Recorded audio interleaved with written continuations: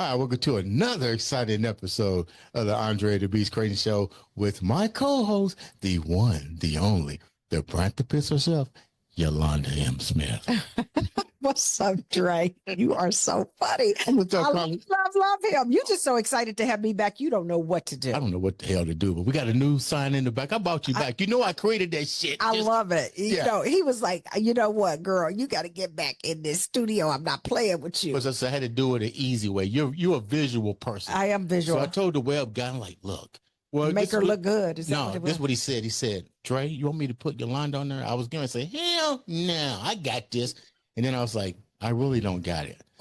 So he said, well, Dre, let me handle it. And when that came, I said, Willie, we're better together. Yeah, just look at it that way. Yeah. So I'm excited to be back, and literally, good to have you back. Yep, it's good to be back. I like the outfit, man. You're looking good in that Fonzie Happy Day. Hey. Definitely looking good. I like excited about today's show. Yeah, we have a lovely guest. Who is our guest? It's Chanita Pullom. Yeah. Yep. She's got quite a story. I'm not going to be the spoiler alert, but I'm going to let her tell her story, but it's an amazing story. And you know, if you think about the episode, we are all about really empowering people, right? Yeah. And telling great stories. We do entertainment as well and, you know, educate from that time to time, but it's really the empowerment, I think, that really attracts people to us. Yeah. And today is no different.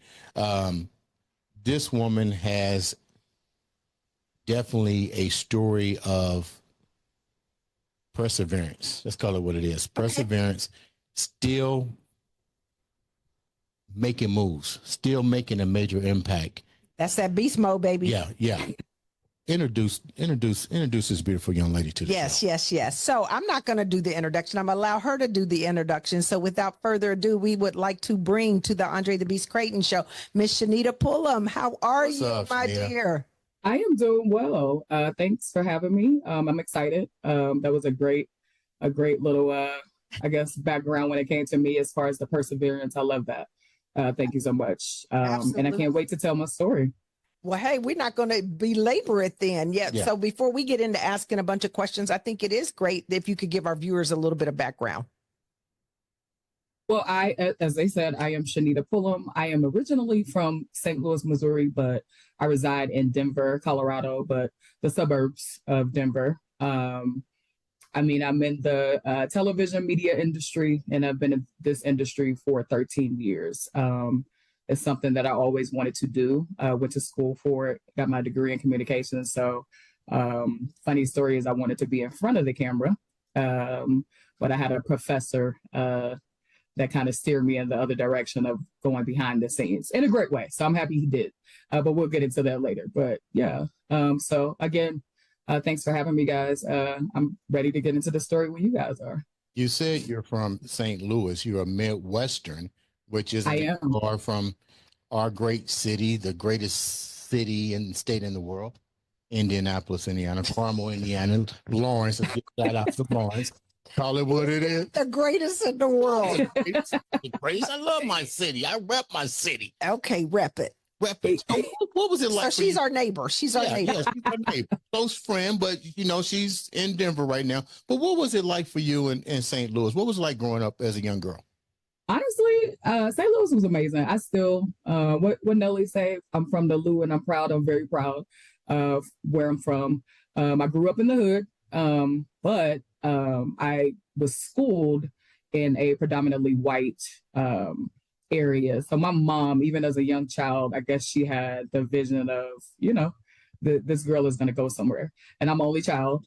So there was a program, I can't remember the exact name, but if you lived in the inner city or the hood, as we call it, you can be bused to predominantly white schools. And at the time, you know, they're known as better schools. So childhood was good. That's when I learned diversity, you know, again, being from the hood and going to school with a lot of, you know, white Caucasian people. So I had a great balance. Fun. I come from a big family. My immediate family is kind of small, but when it comes to my major, like gigantic family, my great grandmother had 23 kids. So 23? Yeah, 23 like kids. She birthed 23 kids? She birthed 23 kids. That's my great grandmother, yes. My goodness, Wow. that's a lot.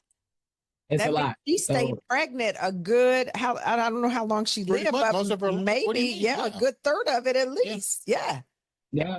Let me ask Yeah, I a have question a real aunt. quick. Let me ask a question real quick. I didn't mean to cut you off. Let me ask a question. You go. You use the word hood quite often, about 4 times. Explain to the viewers what does that mean when you say hood? What is the hood? Hood is, poverty area. You know what I mean? Like in that area, there's, they have corner store, liquor stores, all the things that, You don't provides. see in the suburbs. Yeah, it's not the suburbs, right? Yeah. And again, you're just around people that don't have a lot of money. You know what I mean? So again, it was great. I feel like back in the day, you just created that community. You know what I mean? It says it raised a village. You know what I mean? So I feel like that's what it was. It's just a hood of people that are in poverty, basically. So See, that that's was why I me. call it that. I grew up in the hood too. And you know what's Slow down. interesting What about hood did you that? grow up in? I totally grew up in the hood. Where? I came up off of 25th and Hillside and 30th and Orchard. You better Oh. recognize. Okay, I forgot. Okay, listen. I forgot. For real. Now look, it's a different story. 30th Street You forgot. Disciples? Yeah, Yeah, you okay. forgot. All right. You forgot. Rep your flag. What was interesting though is that did you know you were poor back then? Because when we grew up, I didn't know we were poor.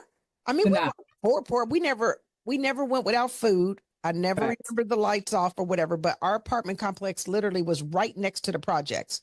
I mean, so who did we hang out with? The project kids, right? Those were our friends. I mean, so we were, like you said, a big community. But did you know it? Because I didn't know it till I got older. Me either. And I looked back and I was like, holy cow. Mom was really trying to make ends meet, Yeah. I mean, the other piece to my story, I probably shouldn't say this on the podcast, but I mean, this is just my true, authentic self. I have a dad, but he was my stepdad. He didn't birth me, but he came into my life when I was 3. And again, God rest his soul. He passed away 2 years ago. But he was in a profession of some things that he shouldn't have been doing. So at the time, yes, we lived in the hood, but financially we were okay, if that makes sense. Gotcha. No, listen, my mother's dead and I'm going to tell her like it is. Boy, she knew every booster, we had a freezer full of ice cream. We had all the nice clothes. I ain't no shame in my game. She had to do what she had to do. You had all that? We didn't want for nothing. I was the first one in a little fur rabbit coat. Lord, I can relate. I can definitely relate. Don't play now. So what was it like? What was the purpose of your mom putting you into pretty much an all-white environment for education? I know we don't usually know the reason as we're children, and sometimes we have regrets or anger going into uncharted territories at that age. But now that what did you learn from it when you went there? And I know it's kind of hard to go back, but what was your reaction when all that took place? Honestly, I didn't really, I didn't know any better. You know what I mean? I thought it was normal. Again, I'm on a bus with kids that live in my neighborhood and all of us are Black. And then, yes, I mean, the bad thing about it was the bus ride was like an hour. And it was in an area called Chesterfield. So probably about 45 minutes to an hour away out of, the city of St. Louis. So honestly, I didn't really notice it. I just like, okay, this is the school that I'm going to. Yes, you do see, you're in the classroom full of, whites. So you're the minority. And I was okay with it. But what that did, and I think my mom did that because my mom had me as, she was a teenager. She had me a senior in high school. So I think, she made a mistake, not a mistake, but, she didn't want to do that. That wasn't her plan. But she did cherish the gift, me. I'm not trying to, brag, but I am. She did a phenomenal job. She just didn't want me to go down her path of teen pregnancy, staying in the environment of, like we called it, living in the hood. So I think that really was her reasoning. And I'm glad she did, because it actually has helped me throughout life. Like, again, where I work now or everywhere that I have worked in the world, I've been the minority. And, once I got a taste of that as a kid, I think that helped me, you know what I mean, as I got older. So what was it like? You said, if I heard you correctly, you said you're only child, correct? I am. Yep. What was that like for you growing up as an only child? I love it. I mean, I have I have a big You didn't family, have to so share nothing.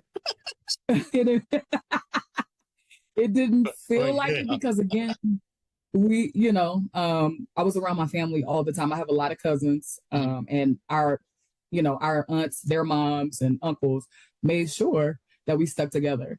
So I have a cousin who is 4 years older than me, and to this day, me and him call each other brother and sister. So it never felt like I was alone, if that makes sense. That's nice. You said you wind up. When did the entertainment bug first hit you, and what were you doing when it hit you? Like when I was growing up, I wanted to be Michael Jackson.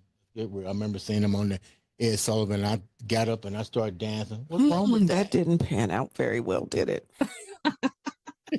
When did the bug for entertainment hit you? It started when I was a kid. So my mom is a singer. My mom is a singer. So I grew up around music all the time. Like my mom would sing in the local talent shows. My mom was in a band with Nelly's father and uncle. And I would have to go to rehearsal with her all the time. So it started with that. It started with music. And then, again, my dad having, a lot of finances. So we had TV and stuff like that. And I was just like very in tune. So even as a child, I was just like, I wanted to be a reporter. I wanted to be like Oprah or like the news anchor. And that's how it started. So it started probably when I was like 5 or 6, and it stayed that way. Your parents were in a band with my mom. My mom was. Your mom in a band with Nelly? His dad. Nelly's uncle and dad. Uncle. Yeah, and dad. Uncle and dad. Not Nelly. She said Nelly? Yeah. The dad and uncle. The dad. His dad and uncle. Oh, okay. Well, heck, I mean, when you hear Nelly, you're like, wow, okay. So when you think about your story, where does it kind of turn? Where does the story turn? So you've gone to high school. I'm assuming then you went to college. Yep. So my story, okay, so from St. Louis, we moved to Atlanta when I was like 14. My mom just wanted to get out of St. Louis, which I'm happy she did. No offense to St. Louis, but it just opened up my world, going to, living somewhere else. And again, finish high school, go to college. And this is where the professor comes in. And he, I've always been like a stylish, fashionable, again, the fur coat, probably when I was 3, so I've always liked shopping and fashion.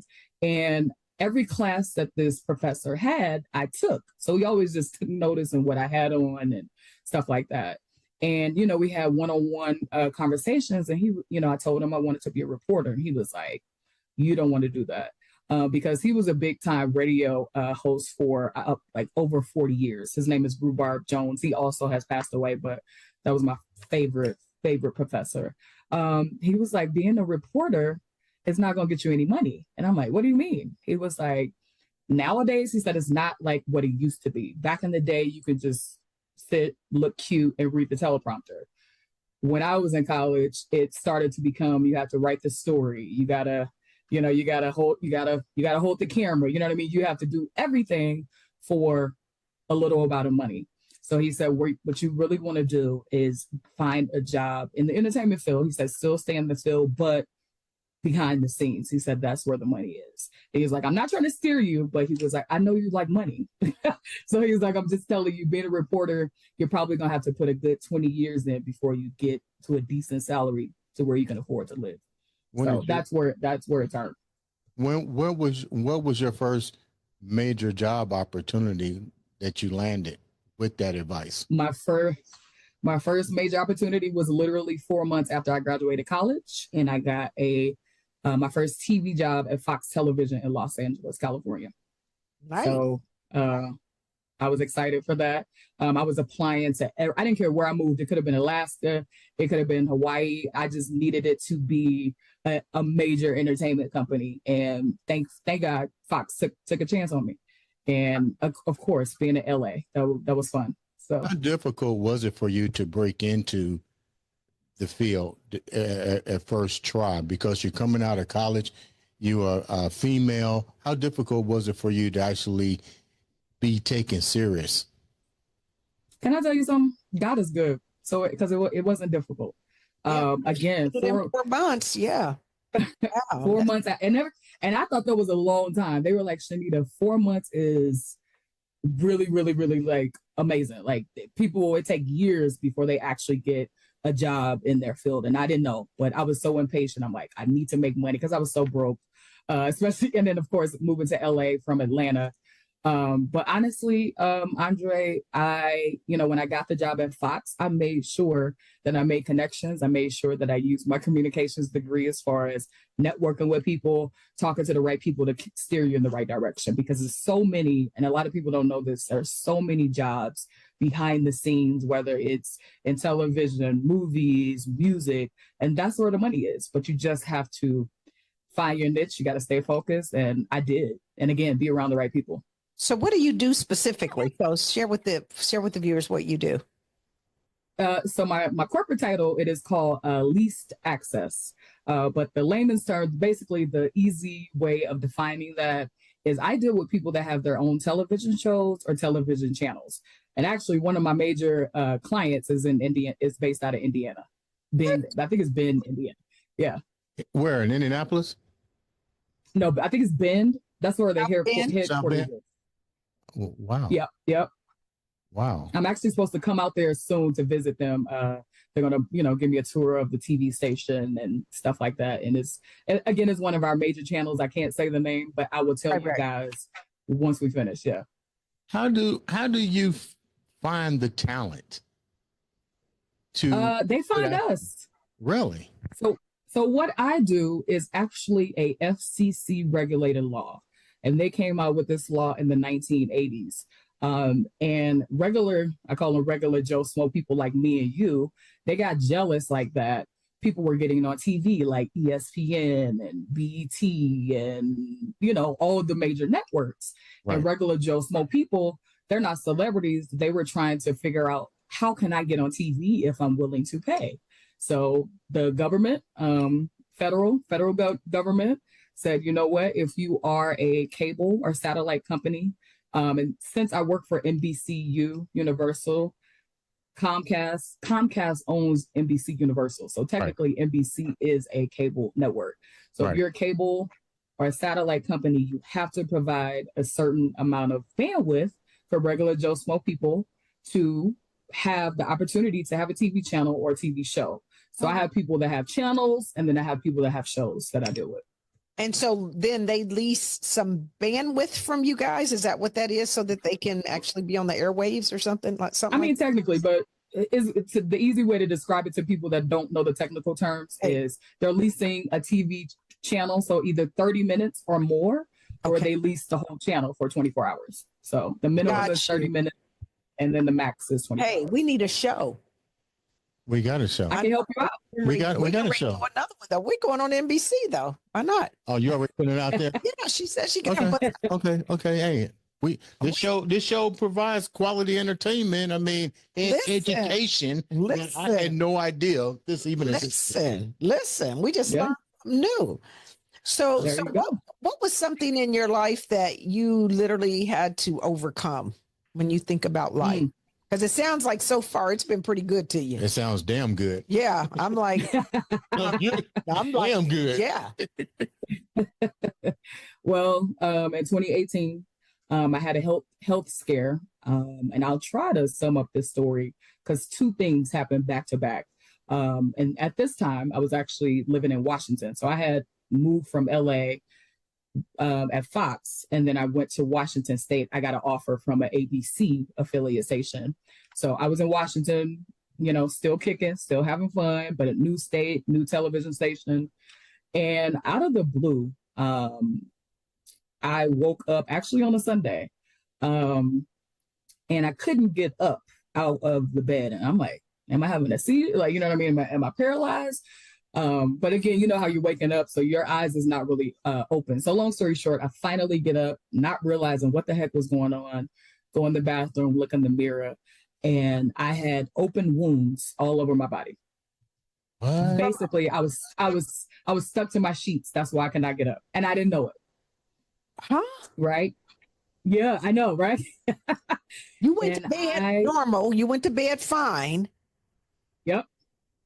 And Yep. now So just imagine. We're just imagine waking up to that. What was it? So you see how you said anyway, so I finally get to the hospital. It took me a week, I was stubborn. I'm like, I just didn't want to go because it was embarrassing, number one, just to walk in the hospital like that. But anyways, I get to the hospital. I was living in a small podunk town of Washington. So their hospital was big, but on a Sunday, they really didn't have the specialist. So I needed like a dermatologist specialist, and they were not on site that day. So they were like, we're going to reach out to a local dermatologist and hopefully they can come. If not, we're going to have to airlift you to a bigger hospital. So I really didn't want that. So anyways, come to find out, it was a autoimmune disease. Okay.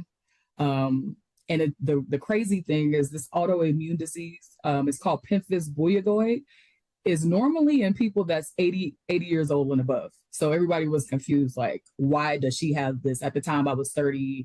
So they were confused. I've even heard of it. And I was in the medical field for years. Never heard of it. Is it rare? Yeah, it's very rare. Yep. Okay. So anyway, so they give me all the treatment, the steroids, and now I'm getting back to normal. 2 weeks later, it was actually a Mother's Day brunch that I was at, and out of the blue, on both of my legs, from my kneecap down to my feet on both legs, they start to go numb. And it's not like a regular, how your leg fall asleep. Mm-hmm. It was a little weird feeling. So I was like, okay, something's not right. So of course, I immediately go to the doctor, and then this is where the major news hit of, we're going to have to admit you to the hospital because your femoral artery is 100% blocked. Wow. And I said, I didn't even know what that means. I'm like, what are you talking about? They were like, so your artery in your thigh, you're not getting any blood circulation. So they were, again, another confusion. In both legs? No, in just one. But I was getting triggered because the left leg was working like overtime. Mm-hmm. So, so they admit me. I stayed in the hospital for 6 days. They did so many tests, trying to figure out what it was. And long story short, to this day, they still can't figure it out. So those two things happening back to back medically was very scary. I wasn't in the medical field, so a lot of those terms I was not aware about, but had to learn. So I had to overcome that. It was very scary. My family was scared. My mom immediately hopped a flight to come, and so I still deal with that to this day. But you wouldn't know it. So my left leg always is in pain, 24/7. And really? That's because so they didn't put a stent in it to unblock it? They can't put a stent in my leg because my veins and arteries are the size of a spaghetti noodle. Too little. Right. So too little. But also, this is why I also say God is good. My veins and arteries in that left leg rerouted itself. Mm-hmm. So that's why I still have enough flow of blood from my thigh to my foot, which they were confused. They were like, why is your leg not blue or black, or, you know what I mean? And that was the reason why. God is good. He does that with the heart as well. Yes, it is amazing. Amazing, right? Yes. Amazing. Now do you have to wear like a compression sleeve or keep your leg elevated, or ice, or maybe too much exertion can trigger it? Because it's, even though it rerouted, you can have complications. So what do you do to still... Do you elevate it? Do you use a compression? Do you do ice? What do you do outside I still can I'm still normal. I still exercise. I play basketball. I'm on an old women's league in Denver, so I still push myself to the limit. Yeah. But the only time old I woman league. Yeah, what's the old? You gotta be. What is that? 32 and 38. Right. I'm 38. We all old, but we out there playing. Yeah. What position you playing? Forward, guard? You got it. I'm a forward. Yep. Okay. That's hilarious. She said, so let me go. Should I be on the senior citizen league? No, you'd be on the young team. You're only 32. I'm a man. I know what to say when it comes to a woman in age. I'm not going to go there. Yeah, exactly. You're 32. I got you, man. And holding. So let me ask the question. There's so many routes that you can go to in the entertainment field. You was told by your late professor to be behind the scenes. Are there any regrets for not at least trying to get in front of the in front of the camera for you? Actually, no, because I could do things like this. You can do podcasts, so I'm in front of the camera, but no, I know a lot of television anchors, and he was right. Financially, I even me working behind the scenes as my first job, I was only making $28,000, which is insane. So just imagine being an anchor at that time when I was making 28, they probably were making 20. Wow. To sit in front of the camera. You said something. This show is really designed to showcase that beast mindset, and more importantly, to educate, empower others. And you just did that with me, because I didn't know that. I've heard of pay to play type things in music and some television, but how has the game changed? How has television changed for you now, especially with social media, overnight sensations, podcasts are coming out now, and people are trying to understand how to navigate it. How does that affect your job, and what creativities do you bring to things like, podcasts and overnight sensations that people can go on social media and just gravitate to? With that, because a lot of people, think television is going to go away eventually. And we kind of got a glimpse of what it's like when you're streaming or on a streaming network. Like, I don't know if you guys watched the Mike Tyson fight this past weekend. Yeah. And everybody around the world was like, their system was glitching, right? Yeah. So this is why I always preach or go to conferences or talk to people. Television is not going to go away, because when it comes to airing content, we still have the better quality. And that's just something that won't change. That's because you have somebody in a master control room that's watching what's happening in real time in 24 hours. So with streaming, everybody's like, okay, we're just going to log on and, so you have to be creative and letting people know. And again, examples like what happened with the fight keep happening. I went to like a streaming conference a couple of months ago, and, my purpose was to let people know, like some of the clients there, hey, NBC Universal and television and cable TV is not going anywhere. So you just have to be creative and meet people where they're at, and then kind of show them a way of, hey, you also can still air your content in a better quality, instead of streaming. And, no offense to the podcast creator and content creators, but television is still here to stay. So that's the way to be creative. Relying on the internet. You're not relying on the internet to show your content. That's right. You got bingo. You got it. What kind of advice do you give young entrepreneurs that now, the creators that are trying to elevate their game? How important would their content be with working with someone like yourself, for instance? What do you mean when you ask that? What do you mean? Sorry, I'm trying to understand. You mentioned the creators out there, the podcast creators and the television creators. What's the difference? What do you bring to them to elevate their career? Because naturally they're trying to get ratings, they're trying to get viewerships, they're trying to get sponsors, subscribers, the whole 9 yards. When you go to meet somebody like that, what kind of due diligence do you do on that individual? And then more importantly, what do you bring to the table to help elevate them? I got you. So the advice that I would give, that I always give my clients is, before you sign up and pay for this television channel or television show, make sure you have your ducks in a row as far as marketing, because that's still something that's relevant. Nobody is going to watch if nobody knows that it's out there, right? So you have to continuously market whatever you're trying to air, or if you're trying to put it online. That's the number one thing. You definitely have to have some type of PR marketing to make sure people tune in.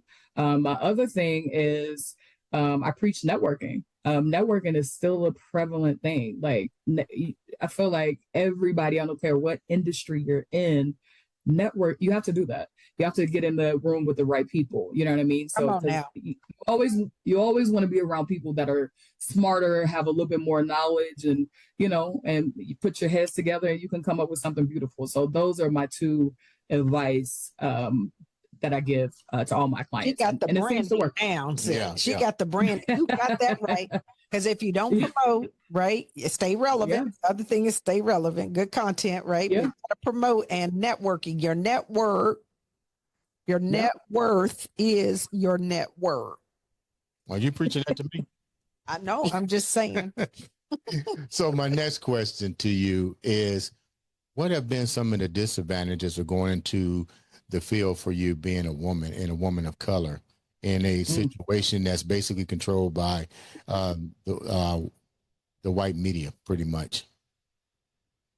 I would say the main disadvantage is constantly having to work 10 times harder, improving yourself, to everybody else in the room. And then eventually, when you open your mouth and you basically sell yourself, they're kind of in shock. So unfortunately, as a Black woman, even in media, even though they know, I'm very smart and I've been in the business for almost 13 years now, that you still have to work 10 times harder and show and prove, you know what I mean, every day. So I would say that is the biggest disadvantage. And I know my story sounds very good and it always seems to, it's like, oh my God, everything is good. My faith also, you know what I mean? So with that, has it been hard? Yes, because I'm having to do more work than everybody else, but it's been worth it. You know what I'm saying? So now I feel like I'm in rooms that I probably, like, for example, last night, I went to dinner with my VP, like who works for NBC Universal. A lot of people don't do that. So again, with me, communicating and using my networking skills and showing my hard work, it has paid off. Yeah, it's just for you. You got to work double time. So you would agree then, I'm a branding expert, then that it's important that they see your value, because if you don't, yes. Let me ask another question. Let's stick with the media. What do you think? And I know you're in this field, so I know I'm going to get a straight positive answer. Why haven't we seen more of the Black media stations elevating to the same level as their counterparts? Honestly, I think they don't do the two things that I just said. They don't network and they don't promote themselves. They don't put in the time. Like, for example, NBC Universal, it took them a while to get to where they are, right? They had to put in the time. They had to put in the work to actually be a relevant television station. Even BT had to put in the time to, you know what I mean, to be a relevant television station. So I feel like, I hate to say it, but a lot of us, we give up too easily. You know what I mean? We start something and, and then they get impatient, like, oh, this is all right, I'm over it. We give up way too easily. Make me stop doing that. Wow. Yes, this is what I preach all the time. You literally, this is my analogy of it. Here we are, you're building your brand, you're trying to make something happen. And because we are impatient, we won't stick around to see it through. So imagine walking down literally the sidewalk and you get to the corner, and because it hasn't happened for you, you decide to stop. But had you just turned that corner, it was right there waiting on you. The momentum, everything you needed was right there waiting on you. I'm glad you're back on the show. But it just feels so good because I say this and it just shows you, no matter what you're endeavoring to do, you guys, there are no quick fixes. Right. You know what I mean? You have to just have consistency and action and stick to it. And that's amazing. It's for you to say that, and you've been in the industry long enough that you've seen it, right? You've seen it. So that's powerful. Yeah. Does that make you, knowing everything that you've accomplished, and my hat's off to you. I'm really proud that you're on the show, even sharing such vital information. But are there moments that you look and you wish that you can go into the minority-owned stations and bring your your knowledge, and would you do that for them? Has there ever been moments where you say, look, I can really take these companies this, and more importantly, I know they see you. I know they see you. Is there ever a moment honestly, to do that? I would definitely love to do that, but again, I don't even know how to get in those doors. You know, the only people that I know is the clients that reach out to me, and of course, we have amazing conversations, and you know, they ask for my advice, and they become successful. You know, I don't. If you know a way of me getting into those, you know, stations that want to be on the air and want to be big time, let me know, because I'll definitely come and speak to them and try to spread my knowledge. I feel That's like your what's next. That's your what's next when you start your own business and then you become the consultant, right? Matter of fact, I like that. What is next for you? That's the question. What is next? I am with a company that I love. It took me almost 13 years to get to a decent salary that I am comfortable with. And again, that took me 3 different stations. So again, with Fox and then ABC and then now with NBC, Comcast. I mean, it's all the same thing. I'm gonna be honest. I'm a little content. I'm kind of basking, you know, into what's happening now. But my goal is to probably be a director with NBC Universal, and I am working on that. Again, having dinner with my VP, and you know, we have discussed that. So that is my next, to stay with this company and be a director. You know, leading the team with what I do right now. You mentioned different opportunities that you've taken, and you mentioned the pay as well. Did you leave because they didn't understand your wealth, or did you leave because of the pay? So the salary part, I don't mind sharing that. So again, when my first job at Fox, it was $28,000. Then I got promoted 3 years later. I stayed with Fox for 5 years. I got promoted, and you know, they give you the story of, oh, we never give, you know, this amount of money more than to everybody else. And they gave me a whopping $32,000. And my position changed to a manager. So I was managing 2 people in the department that I was in. And at the time I was dealing with commercials. Now I'm dealing with TV shows. So $32,000 was kind of like a slap in the face. But I said, you know what? Fox Television is a great company to have on your resume, because, you know, so I took the offer, stuck with it. And then after 5 years, realizing that Fox wasn't going to pay me anything more, I start applying. And again, I didn't care where I moved. I just know I needed to stick with a television station or a big, I don't know, movie company. And then I got a call from ABC television station in Washington. So I moved, and they offered me, at the time, I think it was $45,000, which is weird because California is way more expensive than Washington, the state. Right. And they offered me more. So I immediately said yes. And they rolled out the red carpet. And I stuck with them for 2 years. And they were like, yeah, we don't have the money to offer you anymore. Okay, I got to go. And then I end up, you know, getting the job in Colorado. So I don't think it's that they didn't see my worth. I think it's just companies just cap off. And, you know, like she said, they give you the spill. We're going to give you 3%. You know what I mean? And it's just to save money. So I don't think it was my worth, or they didn't see my value. You know, I had to do what I had to do for myself. That's weird to me, because I always growing up as a kid, thought that being on TV was a lucrative thing. And I have since realized that's not the most lucrative job. So I'm almost okay. So now I need to be telling people you need 3 streams of income. That needs to just be one of them. Exactly. I'm not even going to ask you what you make now, but whatever it is, and you're comfortable with it. It's amazing now. I'm good now. Yeah, it took me 13 years to get there. It is way more, and I won't share that figure, but I promise you, Denver, Colorado is expensive. Cost of living is expensive. So yeah. I get paid well, but again, I had to put in the time. Like you said, I love that analogy of you get to the corner and people stop. Right. I didn't stop. I turned the corner, and it paid off. Yeah, and I guess it gets to a point where then you get to a point where you have to demand your value. You right? You know what I mean? Like, hey, this is who I am. This is what I bring to the table. This is what I need. This is what I need, and be willing to walk away if they don't give it to you. Again, that's and for the most part, they won't. They will give it to you because, once you, again, if you look at my resume, they're like, okay, she's right. We can't lowball this woman. exactly. You know what I mean?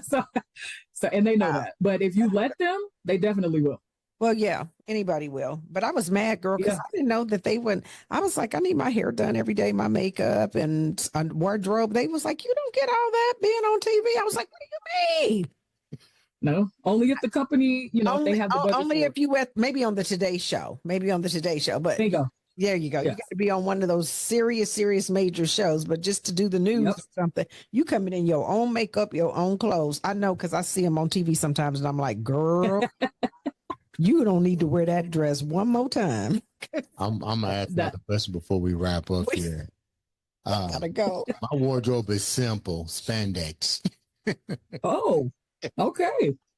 So my next question to you is this: what have you seen change since you've been in the industry? The major change is the streaming stuff that everybody is trying to push. And I'm sure you guys have streaming apps and stuff like that. So that has kind of put a damper into what I do, because a lot of people just jumped on the bandwagon of, okay, we're going to get all these streaming apps and get rid of our cable bill. Okay. So that has kind of our subscriber count. So the eyeballs that you can potentially have when you're watching TV has went down. But what's happening, which I'm happy about, is all these streaming apps, there's so many and everybody has to have them, that it adds up. Yeah. And there's been a couple of studies that when everybody just dropped cable, got all these apps, and then they tally up all the streaming apps, it's the same amount as a cable bill. Yeah. But now, you know what I mean? So a lot of people are coming back. So that has been it's been a back and forth swing when it comes to what I do. But I am kind of happy that people are noticing, well, yeah, let me just get back to cable because. Yeah. But they could. Oh, go ahead. Sorry. A little bit. What'd you say? I said, I love cable, but they could come down off that price just a little bit. Because at one point, I felt like it was a little monopoly going on. You still have cable? I do. Okay, I stream. I do too. I know you stream. I do, but I did take it down to a minimum. I think at one point my cable bill was over $300, and to me that was just ridiculous for somebody that doesn't even watch TV. How about that? I don't even watch TV. And I watch a lot of TV. I kind of have to kind of keep up to date with what's happening. Yeah. But the one benefit of working for Comcast, NBC Universal, my get it for free. No, but it's close to free, but it's very, very cheap. I pay, and I'll just tell you, I pay $42. Nice, and you probably got the top of the line service. I think I got basic. Yeah. And mine's 100 and something, but I'm okay with it. You know what? Because I'm a diehard. I'm a loyalist, right? I have a hard time changing things once I've decided I like you. If I like you, then I'm there. I use the same toothpaste, the same hairdresser, the same and nail person for years. And it's amazing. I don't change a lot like that. But anyway, I digressed. Okay. I'm well, you had on spandex. We got. Yeah, I wear the same. I know, right? The same shirt, the same shoes. He's a personal trainer, workout guy. My question is, you're very creative in what you do. I can tell by your path so far. When you're looking for new content in a digital world that we're living in with streaming and so forth, what attracts you to go to somebody, even to like your VP, and say, we should invest in this particular venture or content? I'm kind of old school. And I think old school is kind of like, and again, my client that's in Indiana, I will tell you the name afterwards. Their content that they have is they show classic TV shows and movies, and it's a big hit. A lot of people, want to have nostalgia of, when they were kids and what they watched when they were growing up. So when I look for content, I look for different, because some of the new stuff is just in my opinion, out of control. Yeah, you already know. It's not even, it's not even really show worthy, some of it. My husband stuck on fire. Those old shows that correct. Yeah. And that with that particular client, I said that's genius.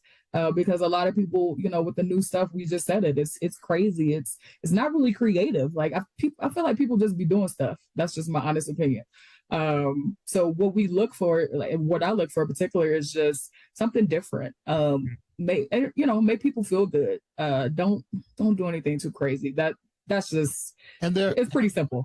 Has there been any projects that came across your desk that you overlooked and it turned out later that somebody else picked it up and it became a pretty much sensation? Nah. Nope. So far, so good. Yeah. Right. You looked at that like, no. So, without giving it out of the bag, what was one thing that you was like, no?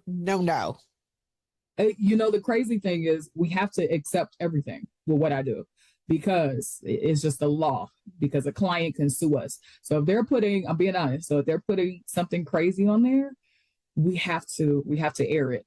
But what we do have to do is put a disclaimer. And I have a client that's in California, love him to death. But the content that he put on there is pretty crazy. But again, with it being a law, the only thing that we can't air is porn, and that's it. So you can put anything else on there. So they can have like profanity and all that kind of stuff. Yeah. Yep. As long as there's a disclaimer. Yep. Disclaimer, and they paying the bill, because you have to pay to be on air. So we got to say yes. Yeah. That's amazing. So do you think there's a big market out there that is not even aware? We didn't know. No. Is there a big market that's not aware that so this is an opportunity for you to give them your 30-second pitch? And that's what I've been doing. Actually, I've been traveling a lot, doing networking, and letting people, and just like you, everybody is like, what? I didn't even know that we could do this. So that has been my initiative for the past years, to travel to different places, speak to people. And I mainly go to big companies that we want. A lot of my clients are pastors, like a lot of like religious churches and stuff like that. I'm actually we're going to a convention in February, and it's the Christian media. So a lot of like mega churches will be there. And my whole goal is to let them know, hey, we already have a lot of pastors that air their sermon. Yours could be the next one. So that is what, when it airs, how does it get on?